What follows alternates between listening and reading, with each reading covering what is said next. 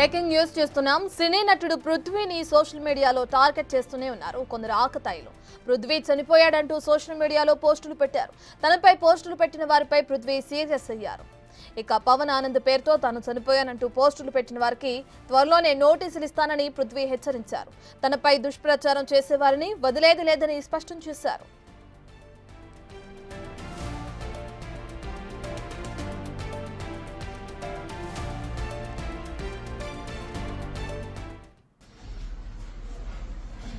అందరికీ నమస్కారం అండి.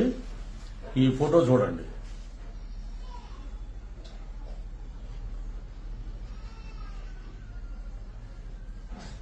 వీడెవడో పవనానంద్ అంట.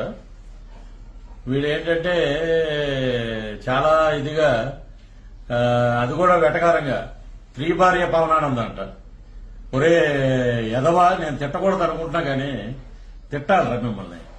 మీకు కడుపుకి అన్నం తింటున్నారా, గడ్డి తింటున్నారా, లేకపోతే కుక్క పెంట ఏమైనా తింటున్నారా?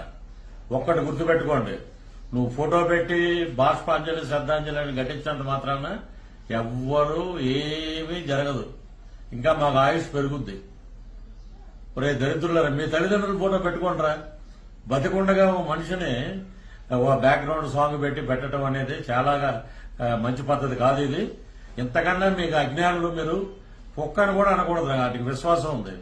మీకేముందిరా దౌర్భాగ్యపు ఎదవల్లారా. మీకు తగిన శాస్తి జరుగుతుంది. త్వరలోనే మీ ఇంటికి నోటీస్ వస్తుంది. ఎదురు చూస్తుండండి.